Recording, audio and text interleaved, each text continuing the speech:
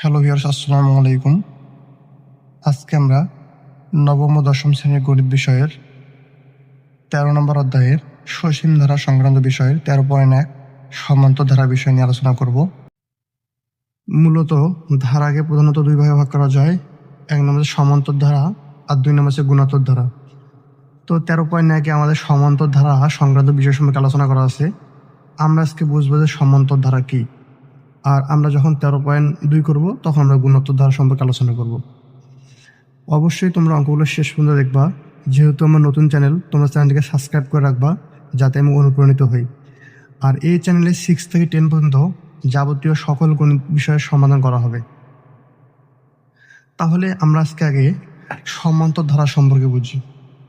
আমি এখানে একটা ধারা লিখছি 2 + 4 + 6 + 8 + 12 প্লাস ড্যাশ ড্যাশ ড্যাশ অসীম পর্যন্ত, মানে শেষ নেই। এই যে প্রথম পদটা আছে এটাকে বলা হয় প্রথম পদ, আর একে এ দ্বারা প্রকাশ করা হয়। তখন আমরা লিখছি যার প্রথম পদ a = 2, মানে ধারার প্রথম পদকে প্রথম পদ বলা হয় আর তাকে এ দ্বারা প্রকাশ করা হয়। এখন এই ধারাটা সমান্তর নাকি গুণান্তর আমি কীভাবে বুঝবো? আমরা অবশ্যই আজকে কিন্তু সমান্তর ধারা নিয়ে আলোচনা করতেছি, তাই আমরা সমান্তর ধারা কীভাবে বের করতে হয় সেটা শিখব।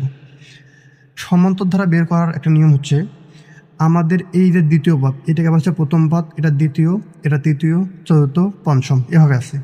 তাহলে আমি বের করবো কীভাবে? আমাদের দ্বিতীয় পদ মাইনাস প্রথম পদ করতে হবে। আমরা এখানে লিখছি দ্বিতীয় পদ হচ্ছে 4 মাইনাস প্রথম পদ, তাহলে 4 থেকে 2 পদ দিলে 2 হয়। আবার তৃতীয় পদ মাইনাস দ্বিতীয় পদ, তৃতীয় পদ ছিল 6 মাইনাস 4, তাহলে বিয়োগ করলে 2 হচ্ছে। আবার চতুর্থ পদ মাইনাস তৃতীয় পদ, তা চতুর্থ পদ মাইনাস তৃতীয় পদ, বিয়োগ করলে 2 আসতেছে। আমরা এইভাবে দুইটা দেখবো, দুইটা দেখলেও কিন্তু হয়ে যায়। কীভাবে দেখবো? আমরা দ্বিতীয় পদ মাইনাস প্রথম পদ করব, আবার তৃতীয় পদ মাইনাস দ্বিতীয় পদ করব। করার পর এদের যদি মানগুলো সেম আসে, আমরা বিয়োগ করার পর যে মানটা পাবো সেম যদি হয়, তাহলে আমরা এটাকে বলতে পারি এটা সমান্তর ধারা। মানে সমান্তর ধারার নিয়ম হচ্ছে এগুলাই, যে ধারার যে উপাদানগুলো দেওয়া আছে মিনিমাম দুইটা আমরা বিয়োগ করার পর যদি তার মানগুলো সেম আসে, তাহলে আমরা তাকে বলতে পারি সমান্তর ধারা। আর এইটাকে বলা হয় সাধারণ অন্তর। এই যে আমরা যে তোমার দ্বিতীয় পদ থেকে প্রথম পদ বিয়োগ করলাম, এইটাকে যে মানটা বের হলে তাকে সাধারণ অন্তর বলা হয়। ওই জন্য আমরা লিখছি যে সাধারণ অন্তর d = 2। এই যে পার্থক্যটা আছে এটাকে d দ্বারা প্রকাশ করা হয় আর তাকে বলা হয় সাধারণ অন্তর। তা আমরা কি বুঝলাম? যে ধারার প্রথম পদকে প্রথম পদ বলা হয়, তাকে এ দ্বারা প্রকাশ করা হয়। আর এদের মধ্যে বিয়োগ করে যে পার্থক্যটা পাওয়া যায়, অবশ্যই সেম পার্থক্য আসতে হবে বিয়োগ করার পর, তাহলে আমরা সমান্তর ধারা বলতে পারবো। আর এই পার্থক্যটাকে বলা হচ্ছে সাধারণ অন্তর, যাকে d দ্বারা প্রকাশ করা হয়। তারপরে দেখো, যদি আমাদের nতম পদ বের করতে বলি, যদি পদ সংখ্যা বের করতে বলে, যেমন nতম পদ বলতে বোঝাচ্ছে 5 নম্বর পদ, 10 নম্বর পদ, মানে যে কোনো পদ হইতে পারে, তাহলে সূত্র কী হবে? a + n - 1 গুণ হচ্ছে d। আর যদি আমাদের বলে nতম পদের সমষ্টি বের করতে বলে, ধরো বলতেছে 1 থেকে 10টা পদের সমষ্টি বের করো, বা 1 থেকে 5টা পদের সমষ্টি বের করো, মানে যে কোনো কিছু বলতে পারে, তাহলে আমাদের সূত্র কী হবে? Sn কে সমষ্টি বলা হয়, Sn = n/2, 2a + n - 1 গুণ d, এটা হচ্ছে সমষ্টি বের করার সূত্র। আপাতত তোমরা এইটুকু মনে রাখো, আমরা যখন অঙ্ক সলিউশন করব তখন আমরা অবশ্যই পরিপূর্ণভাবে আলোচনা করব। অবশ্যই তোমরা ক্লাসগুলো ভালোভাবে বুঝলেই তোমরা বুঝতে পারবা। তাহলে আমরা ধারা সংক্রান্ত বিষয়ের 5 নম্বর অঙ্ক সলিউশন করব। 5 নম্বর অঙ্কে বলা আছে 2 - 5 - 12 - 19, এবার মাইনাস দেওয়া আছে ড্যাশ ড্যাশ অসীম পর্যন্ত। তা ধারাটির সাধারণ অন্তর এবং 12তম পদ নির্ণয় করো। সাধারণ অন্তর বলতে সমান্তর ধারা বোঝায়। তারপর আমাদের বলছিল 12তম পদ নির্ণয় করো। তাহলে আমরা ধারা নির্ণয় করি। আমরা একটু আগে আলোচনা করছি যে প্রথম পদকে এ বলা হয়, তো আমরা লিখছি প্রদত্ত ধারাটির প্রথম পদ a = দেখো এখানে প্রথম পদ a = 2 ছিল, তার মানে 2 লিখছি। এবং সাধারণ অন্তরকে d দ্বারা প্রকাশ আমরা জানি সমান্তর ধারার ক্ষেত্রে। তার d = কী করতে হবে? এই যে দ্বিতীয় পদ হচ্ছে -5, দ্বিতীয় পদ মাইনাস প্রথম পদ, তার দ্বিতীয় পদ -5 ছিল, -5 মাইনাসের প্রথম পদ কত? প্রথম পদ ছিল 2 + 2 ছিল, 2 বসেছে এই জন্য, তার মাইনাসে মাইনাসে প্লাস, 5 আর 2 যোগ করলে হচ্ছে 7, বড় সামনে মাইনাস হবে, মাইনাসের জন্য লিখছি আমরা। তাহলে আমি এটা বলছি যে মিনিমাম আমাদের 2টা চেক করে দেখতে হবে যে সেটা বিয়োগ করে সেম হয় কিনা। যদি বিয়োগ করে সেম হয় তাহলে আমরা বলতে পারবো সেটা সমান্তর। তা আমরা 2টা চেক করে দেখি। আমরা প্রথমে আসছে এখানে -5 বিয়োগ আমরা 2 দিব, মানে দ্বিতীয় পদ মাইনাস প্রথম পদ দেব। এখন দ্বিতীয় পদ যেহেতু -5 ছিল, আমরা -5 দেবো -2 ইকুয়াল মাইনাসে মাইনাসে প্লাস, 5 আর 2 7। এখন বড় সামনে মাইনাস দিলাম, তাহলে -7 পেলাম। এবার আমরা তৃতীয় পদ মাইনাস দ্বিতীয় পদ দেবো। তৃতীয় পদ ছিল -12 আর দ্বিতীয় পদ হচ্ছে -5। তাহলে তৃতীয় পদ হচ্ছে -12, আবার আমরা বিয়োগ করবো বিয়োগ, আর দ্বিতীয় পদ হচ্ছে -5। তাহলে মাইনাস মাইনাস হলো 12 মাইনাস মাইনাসে প্লাস, 5 থাকলো, তাহলে প্লাসে মাইনাসে মাইনাস, তা 12 থাকিয়া 5 বাদ দিলে হচ্ছে 7। এখন বড়োর সামনে মাইনাস আছে, তাহলে অবশ্যই মাইনাস হবে। তাহলে আমরা বিয়োগ করি, দুইটার মান সেম পাইছি, এখানে 7 পাইছি, এখানে 7 পাইছি, তাহলে আমরা অবশ্যই বলতে পারি এটা একটা সমান্তর ধারা। এখানে সাধারণত দেওয়া আছে, আমরা এখান থেকেও বুঝতে পারবো সমান্তর ধারা। আর আমরা কিন্তু সমান্তর ধারা বিষয় নিয়ে আলোচনা করতেছি, কিন্তু আমরা তাও চেক করি দেখবো। ওই জন্য আমাদের এখানে একটা দেখাইতে হবে যে অতএব সাধারণত ডি ইকুয়াল, তাহলে দ্বিতীয় পদ ছিল -5, অর্থাৎ বিয়োগ করতে হবে -2, তাহলে -2 মানে আমাদের পদগুলো বিয়োগ করে দেখাইতে হবে, মানে দুইটা দ্বিতীয় পদ মাইনাস প্রথম পদ করতে হবে, একটা মান বের করতে হবে। যদি এটা মান যদি বের হয়, তাহলে তৃতীয় পদ মাইনাস দ্বিতীয় পদ করতে হবে, যদি মান যদি সেম হয় তাহলে আমরা বলতে পারবো সমান্তর ধারা। কিন্তু আমাদের একটা উল্লেখ করতে হবে, সেটা হচ্ছে আমাদের দ্বিতীয় পদ মাইনাস প্রথম পদ করতে হবে। তাহলে দ্বিতীয় পদ ছিল -5 মাইনাস হচ্ছে 2, তা এখানে আমরা মান পাইছি -7, তা আমরা বলতে পারি এটা সমান্তর ধারা। তাহলে অতএব একটি সমান্তর ধারা। আর আমাদের বলছিলাম তাহলে আমাদের সাধারণ অন্তর কিন্তু বের হইলো। এখন আমাদের তারপরে বলছিল যে 12তম পদ বের করো, তাহলে আমরা n তম পদ বের করার সূত্র কিন্তু আমরা ইতিমধ্যে আলোচনা করেছি। তাহলে 12তম পদ বের করবো, তাহলে আমরা আগে লিখি যে অতএব সমান্তর ধারার n তম পদ ইকুয়াল, তাহলে a প্লাস n-1 গুণ d, এটা হচ্ছে n তম পদ বের করার সূত্র। তাহলে অতএব এনে যে 12 দিব, কারণ 12তম পদ বের করতে বলছে। তাহলে 12তম পদ ইকুয়াল, তাহলে এ ঠিক থাকলো প্লাস, শুধু এন এর মানটা চেঞ্জ হবে, তাহলে এনে যায় 12 হবে, যেহেতু 12তম পদ বের করতে বলছে। তাহলে 12 - 1 গুণ হচ্ছে d। এখন আমরা এর মান বসাবো, এর মান কত ছিল? এর মান আমাদের 2 ছিল, কিন্তু এখানে 2 ছিল।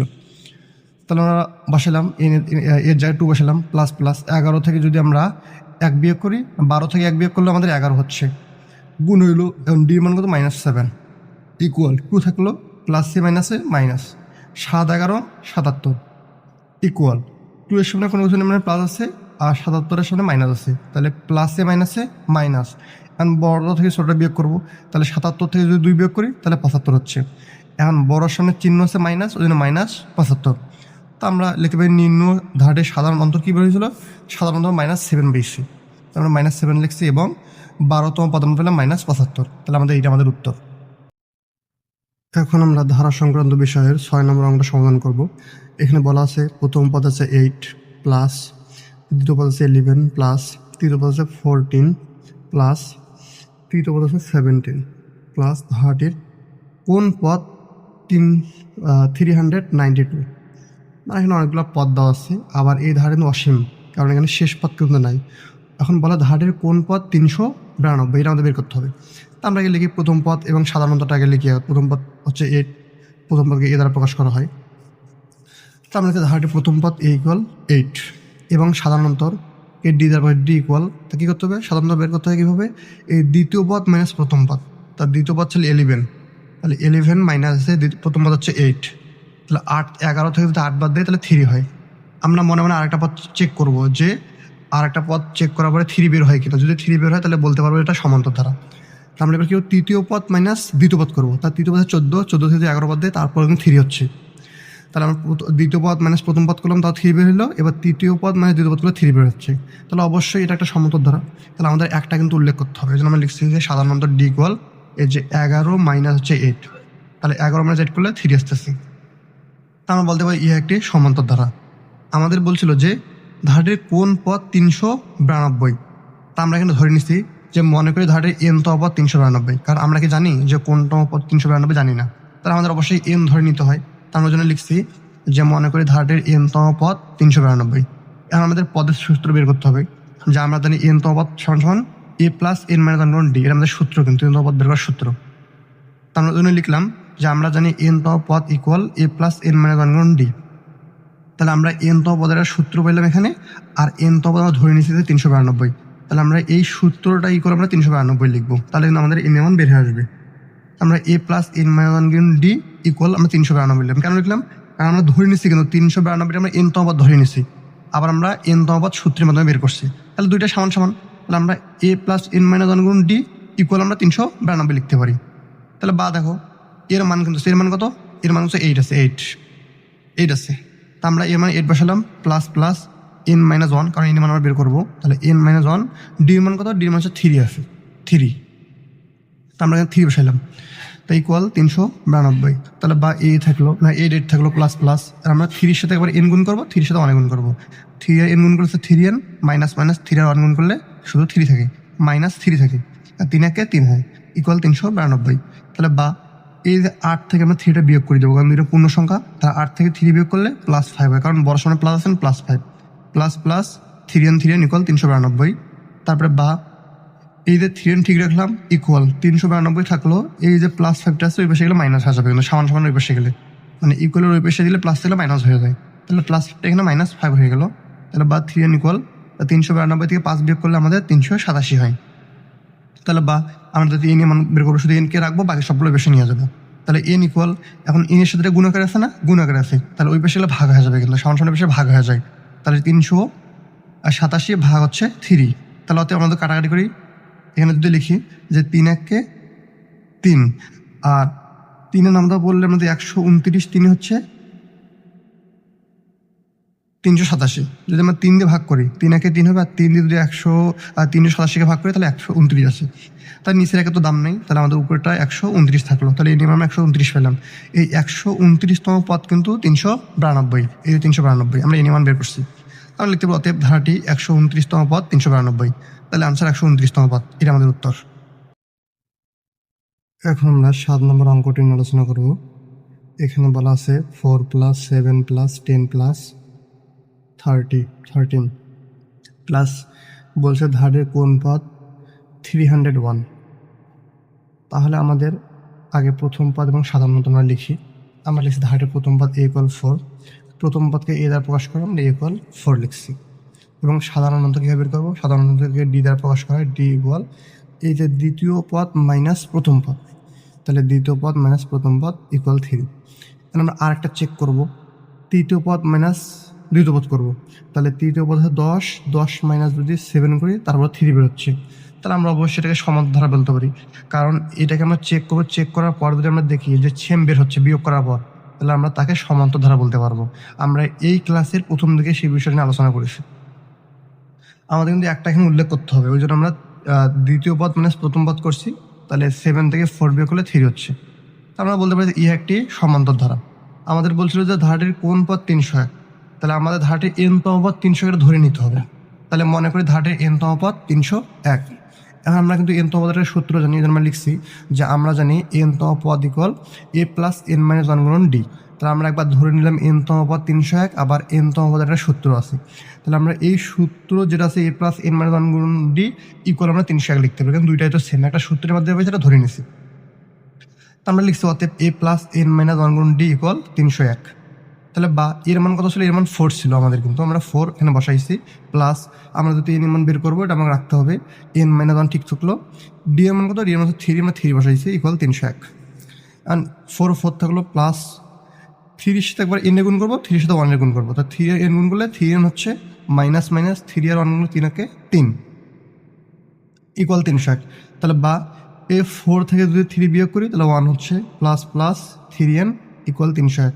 বা 3nটা আমাদের ঠিক থাকলো, = 301 ঠিক থাকলো, এই যে +1টা আমরা সামনে এই পাশে নিয়ে গেলাম, তো -1 হয়ে গেল। তাহলে বা 3n = 301 থেকে যদি আমরা 1 বাদ দিই তাহলে শুধু 300 হচ্ছে। তাহলে বা আমরা যদি n এর মান বের করবো, আমরা nটাকে রাখবো, n = আমাদের 300 ঠিক থাকলো, এই যে 3টা গুণ আকার আছে এই পাশে তাহলে ভাগ হইবে, তাহলে ভাগ 3। তাহলে আমরা এখন কাটাকাটি করবো, 3 একে 3, আর 3 100 300, 103 হচ্ছে 300, আমরা 3 দিয়ে 3 ভাগ করে 3 একে 3 হয়, আবার 3 দিয়ে যদি 300 ভাগ দিতে হয় 100 হচ্ছে, তো আমাদের নিচের একের দাম নেই, তাহলে আমাদের অতএব n = 100 বের হলো, বা 100। তো অতএব ধারাটির 100তম পদ = 300। তাহলে অ্যান্সার আমাদের হচ্ছে 100তম পদ, এই 100তম পদটাই হচ্ছে 301। তোমাদের ভিডিওগুলো কেমন লাগে অবশ্যই কমেন্ট করে জানাবা, আর আমার যেহেতু নতুন চ্যানেল, সবাই সাবস্ক্রাইব করে রাখবা, যাতে আমি তোমাদের এই ভালোবাসার কারণে আমি উদ্বুদ্ধ হয়ে প্রতিদিন ভিডিও আপলোড করতে পারি। আমার এই চ্যানেলে কিন্তু 6 থেকে 10 পর্যন্ত গণিতের সকল বিষয়ের সমাধান করে দেওয়া হবে। এর পরবর্তীতে তোমরা যদি সাবস্ক্রাইব করো তাহলে আমি বাকি সবগুলো বিষয়ে সমাধান করার চেষ্টা করবো ইনশাআল্লাহ।